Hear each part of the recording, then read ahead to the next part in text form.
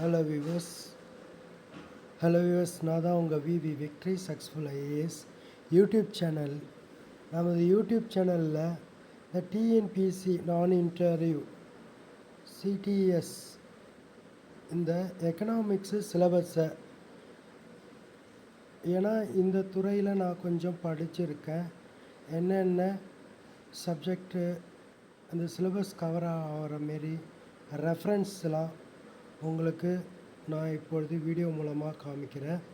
இதை பயன்படுத்தி கொண்டு லைப்ரரியில் அந்த ரெஃபரன்ஸ் புக்கை எடுத்து நீங்கள் படிச்சுக்கிங்க. இதில் கிட்டத்தட்ட 70 கொஸ்டின் கேட்குறாங்க வியூவர்ஸ். இதை ஈஸியாக நீங்கள் ஆப்ஷனில் மார்க் பண்ணுற மாரி இதாக தான் இருக்கும். ஃபஸ்ட்டு புரியாத மாரி இருக்கும், போக போக அது கொஞ்சம் 2-3 முறை படிக்கிறப்ப உங்களுக்கே புரியும் இந்த எக்கனாமிக்ஸ் சப்ஜெக்டு. ஸ்டாட்டு படித்தவங்களுக்காகவும் சொல்கிறேன். ஆல்ரெடி எக்கனாமிக்ஸ் படித்தவங்க ஈஸியாக இருக்கும். இதோட சிலபஸ்ஸு பார்ப்போம், ரெஃபரன்ஸ் புக்கை பார்ப்போம். அது மட்டும் இல்லாமல் எப்படி இந்த புக்கு எங்கேருந்து ஆன்லைனில் எடுக்கலாம் அதையும் நான் சொல்லி கொடுத்துட்றேன். ஓப்பன் யூனிவர்சிட்டி அப்படின்னு ஒரு இதில் போய் வெப்சைட்டில் போய் நீங்கள் டவுன்லோட் பண்ணிக்கோங்க எக்கனாமிக்ஸை. ஆமாம், இப்போ நம்ம பார்க்க போகிறோம், ஸ்லைடு மூலமாக பார்க்கலாம் வியூவர்ஸ்.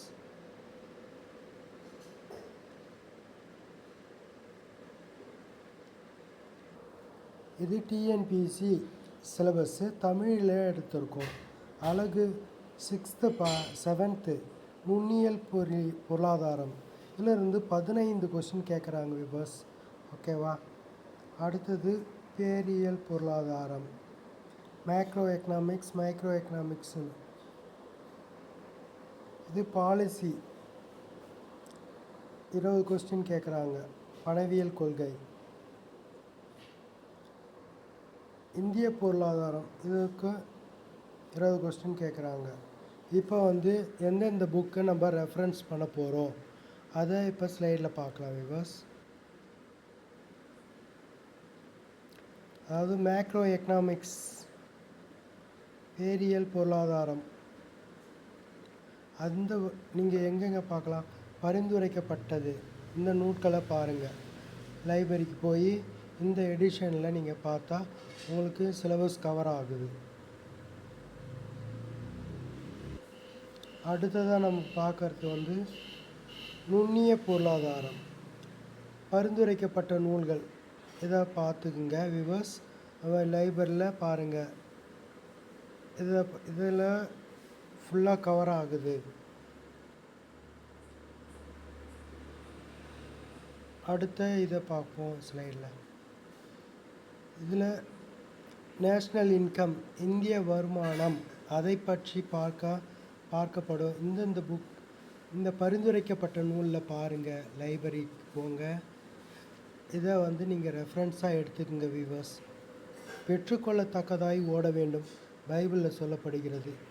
அதாவது பெற்றுக்கொள்ளத்தக்கதுன்னா நம்ம படித்தா பாஸ் பண்ணி வேலை கிடைக்கும் அப்படின்னு படிக்கணும்.